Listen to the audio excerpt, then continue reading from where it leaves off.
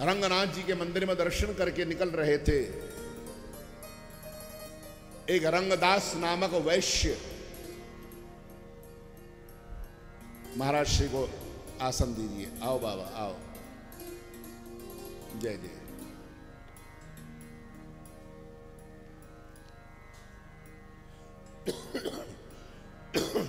जय जय। एक रंगदास वैश्य, कोई सेठ था पैसे वाला, उसका किसी स्त्री से प्रेम था। वो अच्छी नहीं, लेकिन उनको तो पैसा चाहिए, पैसे वाला व्यक्ति था। और उस स्त्री के ऊपर दोपहर का समय छाता किए हुए जा रहा था।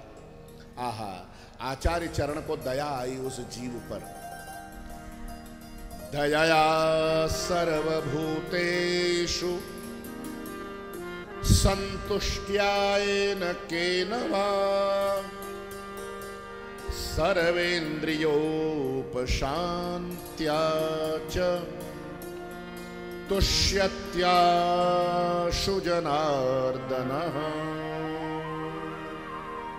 ये ठाकुर जी को जल्दी प्रसन्न करने का साधन है। आशु माने शीघ्र, जनार्दन आशु तुष्यति। भगवान जनार्दन शीघ्र प्रसन्न हो जाते हैं। इन गुणों के कारण ये महापुरुषों में होते हैं, संतों में होते हैं, आचार्यों में होते हैं। दयया सर्वभूतेषु संतुष्ट्या येन केन वा सर्वेन्द्रियोपशान्त्या च। ये विशिष्ट गुण है। इंद्रियों में संयम, जिसकी समस्त इंद्रियां अपने अपने विषयों से हट करके एकमात्र श्री कृष्ण के चरणों में समर्पित हो चुकी हैं। अब चाह करके भी विषयों की ओर जिनकी इंद्रियां नहीं जाती, वातावरण मिले, व्यवस्था मिले, वातावरण मिले तब बताया। आहा, हो सके तो भगवान के इस विराट रूप का चिंतन करो इसी में, न हो तो अंतर मन में फिर भगवान के चतुर्भुज स्वरूप का ध्यान। दो प्रकार का ध्यान का स्वरूप बताया। राजर्षि ने कहा, गुरुदेव ये जो विराट ब्रह्म है, इस विराट ब्रह्म को लोग माया भी कहते हैं, जगत भी कहते हैं। इस जगत की उत्पत्ति का कारण क्या है और इस जगत की उत्पत्ति को कैसे हुई, परमात्मा ने इस सृष्टि को कैसे बनाया।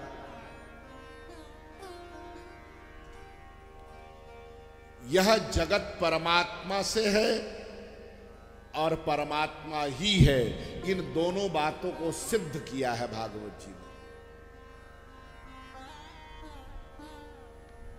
जगत परमात्मा रूप है, लेकिन परमात्मा जगत से परे भी है, अलग भी है, और जगत में भी, जगत रूप में भी है और जगत से परे भी है। यदि जगत ही परमात्मा होते तो जगत तो शाश्वत नहीं है, लेकिन परमात्मा तो नित्य है, शाश्वत है। जगत रूप में होते हुए भी भगवान जगत से परे हैं। इस सृष्टि में रहते हुए भी भगवान सृष्टि से अलग हैं, भिन्न हैं। जैसे सोने का कोई कुंडल आभूषण बनता है तो सोना कुंडल में, उसके नस नस में, कण कण में सोना ही व्याप्त है, सोने के बिना कुंडल नहीं है। ऐसे ही परमात्मा के बिना जगत नहीं हो सकता। एक अर्थ में तो यह सत्य है कि कुंडल में सोना ही है, सोने के अलावा कुछ नहीं है। लेकिन दूसरा निषेध पक्ष, वेदांत के दो पक्ष होते हैं, अन्वय और व्यतिरेक। अन्वय माने अन्वित हो जाना, एक हो जाना। कुंडल सोने से एक हो गया, कुंडल में सोने के अलावा कुछ नहीं है, वस्त्र में सूत के अलावा और कुछ नहीं है, घड़े में मिट्टी के अलावा और कुछ नहीं है। ये तो सत्य है। लेकिन मिट्टी केवल घड़े मात्र नहीं है, घड़े के बाहर भी मिट्टी है। उस कुंडल के अलावा भी सोना है। कुंडल सोने के बिना नहीं है, लेकिन सोना कुंडल के बिना भी है। जगत परमात्मा के बिना नहीं है, लेकिन परमात्मा जगत के बिना भी है।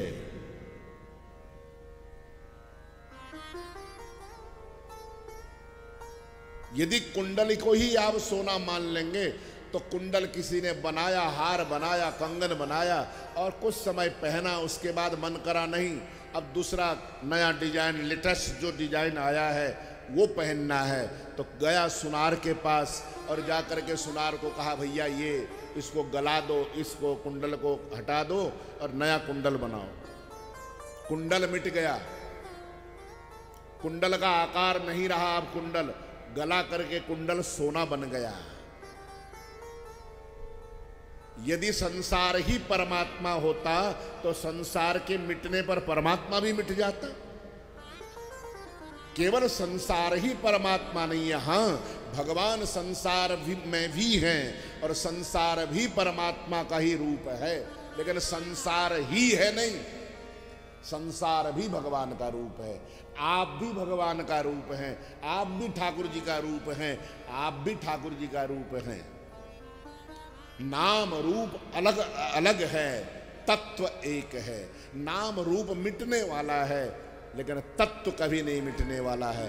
कुंडल मिट सकता है, हार मिट सकता है, कंगन मिट सकता है, लेकिन जैसे घड़ा बना तो घड़े को बनने में मिट्टी उपादान कारण है। ये शरीर भी तो बना हमारा, इसके भी दो कारण हैं। बिना कारण के कार्य हो नहीं सकता।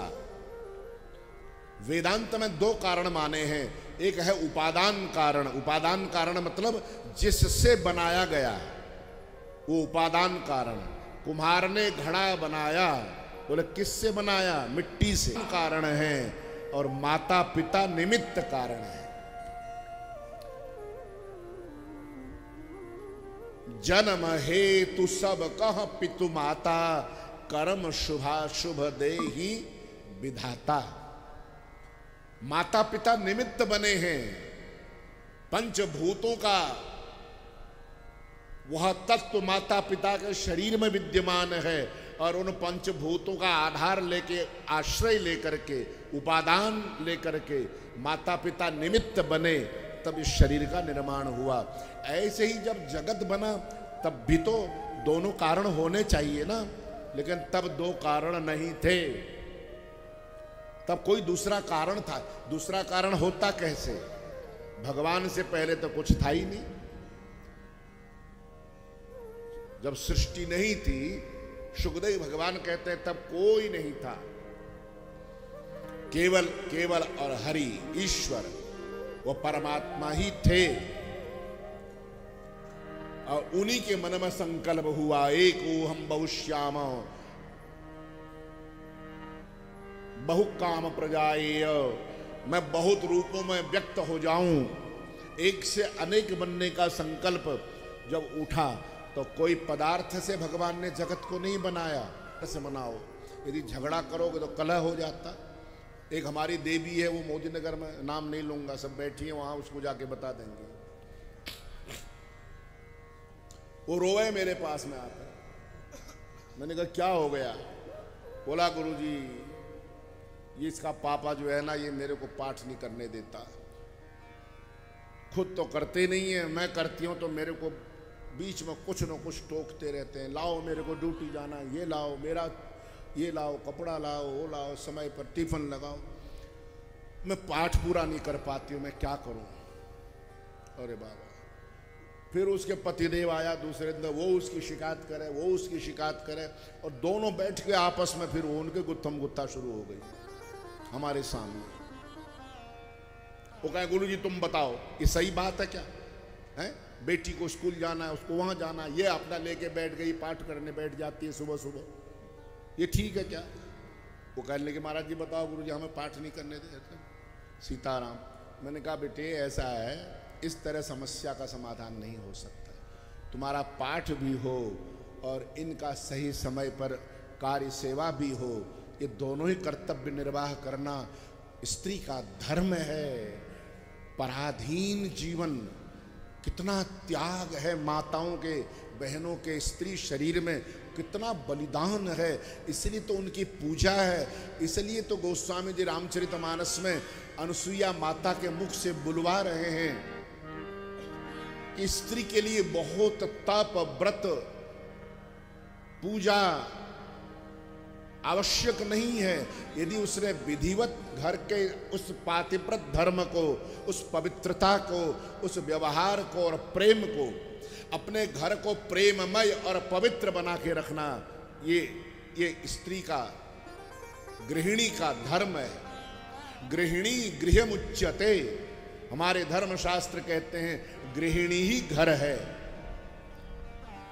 ये ईंट, गारा, पत्थर, लोहे से बना हुआ घर घर नहीं है।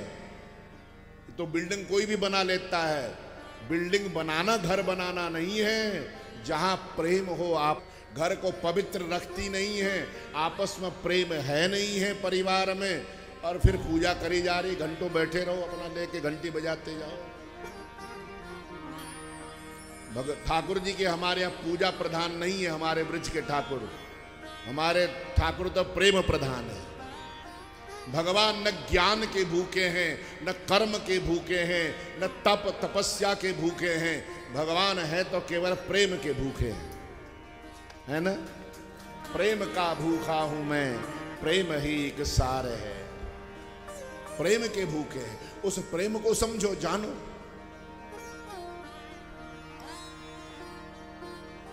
इसलिए माताओं बहनों के लिए बहुत भजन की आवश्यकता नहीं है। यदि उसने घर को पवित्र कर लिया, घर में सब प्रशंसा करें, प्रेम करें आपस में। गृहिणी गृहमुच्यते, शास्त्र कहता है गृहिणी ही घर है। अच्छा, हाँ ठीक है। उस दिन से गोस्वामी जी कहते हैं, आहा, सहस नाम सम सुनि शिव वाणी। जब शिव जी ने कहा ये राम नाम सहस नाम के बराबर है, सहस नाम सम सुनि शिव वाणी, अजप जे पिय संग भवानी। जप जही अपने प्रिया के साथ, अपने प्रीतम के साथ, भवानी शिव के साथ बैठ करके उस दिन से सहस्त्र नाम छोड़ के राम राम राम जपने लगी हैं। ये धर्म है गृहिणी का। एक ही धर्म एक व्रत नेमा, सब तजी सादर पति पद प्रेमा। ये अनुसुईया जी का सीता जी को उपदेश है रामचरितमानस के अयोध्या कांड, अरण्य कांड में। कितनी मधुर बात कही है। तो आइए, हम भी बहुत ज्यादा नहीं कह पाएंगे, आज हमें जन्म पर जाना है। अब हम सीधे छलांग लगा, महाराज जी जल्दी जाऊंगा, समय पूरा आपने जो दिया है उसी में रहूंगा।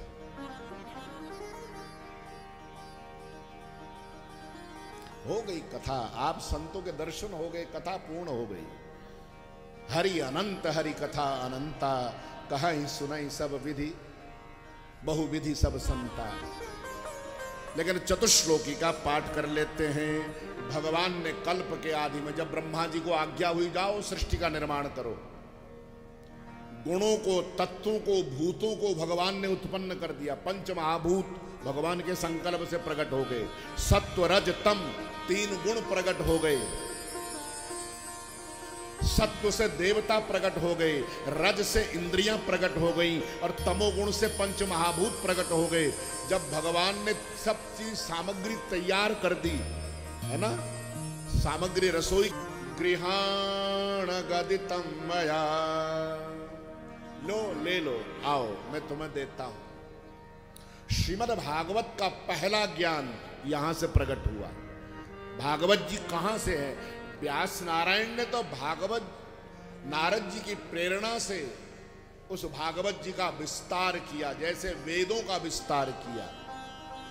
वेद पहले एक था, वेद ब्रह्मा ने, व्यास जी ने वेदों की रचना नहीं की है। वेद तो भगवान के श्वास से प्रकट हुए हैं, ब्रह्मा के हाथ में आए हैं। जाकर योग लिए तो मैं भी आया हूं। मुझे प्रभु का आदेश हुआ है बद्रिकाश्रम जाने के लिए। बद्रिकाश्रम जाने से पहले मैंने सोचा एक बार वृंदावन में पुनः जाकर के भगवान की उन लीला भूमि का दर्शन, उस लीला भूमि को वंदन कर लूं, उसके बाद बद्रिकाश्रम जाऊंगा।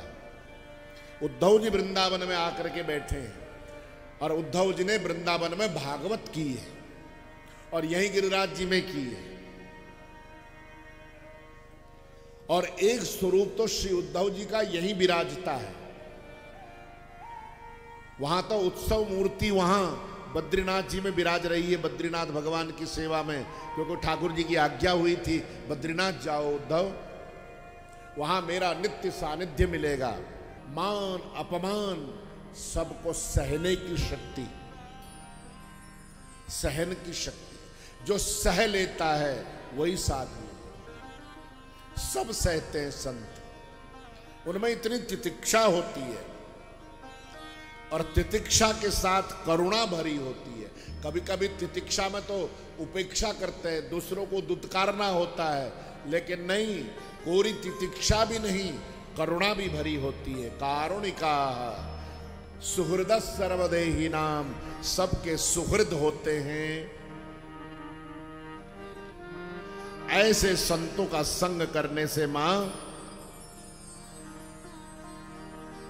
सताम प्रसंगान मम वीर्य संविदो, संतों के एक परिचय पहचान और है मां, जहां संत बैठते हैं ना वहां मेरी चर्चा होती है। भगवत चर्चा के सिवा संत कुछ न सुनना पसंद करते हैं और न बोलना चाहते हैं। मम वीर्य संविदो भवन्ति हृत्कर्ण रसायना कथा, संतों के बीच ऐसी भगवत कथा होती है जो हमारे कानों को और हृदय को हर लेती है, आकृष्ट करती है। उन संतों का संग करो। बड़ी सत्संग की महिमा बताई, महद आदि तत्वों का वर्णन किया, अष्टांग योग का वर्णन किया। देवहूति माता ने भक्ति योग के विषय में, त्वष्टा ऋषि के पुत्र, त्वष्टा ऋषि ब्रह्मा के पुत्र है त्वष्टा, त्वष्टा के पुत्र विश्वरूप, महर्षि विश्वरूप को गुरु बनाइए। गुरु के बिना, गुरु बिनु भव निधि तरई न कोई, जो विरंच शंकर सम होई। महाराज जी दंडो, जय जय जय जय, नारायण नारायण नारायण। विराजी ये कथा छठे स्कंद में, भागवत जी के छठे स्कंद में है।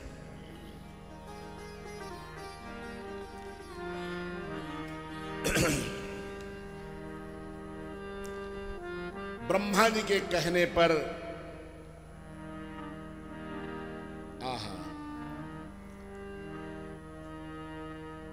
विश्वरूप को गुरु बनाया, तब जाके इंद्र को सिद्धि मिली, वृत्रासुर का वध हो पाया, नारायण कवच का उपदेश मिला है। ये बहुत सुंदर कथा है। सप्तम स्कंद में श्री प्रहलाद जी का पावन चरित्र है। प्रहलाद जी कर दिया, शिव ने क्रोध करके दक्ष के यज्ञ का विनाश किया। देवताओं ने शिव को मनाया, प्रसन्न किया, प्रार्थना की। तब भगवान शंकर ने प्रसन्न होकर के दक्ष को वरदान दे दिया, जीवन दे दिया और यज्ञ भी सफल कर दिया। यह शिव की कृपा, करुणा निधान है भगवान शंकर। सत सृष्टि मालकोश में थोड़ा सा दो एक पंक्ति, भगवान शिव के चरणों में दो शब्द पुष्प अर्पण कर देते हैं और उसके बाद हम फिर सीधे चलते हैं जन्म की कथा में।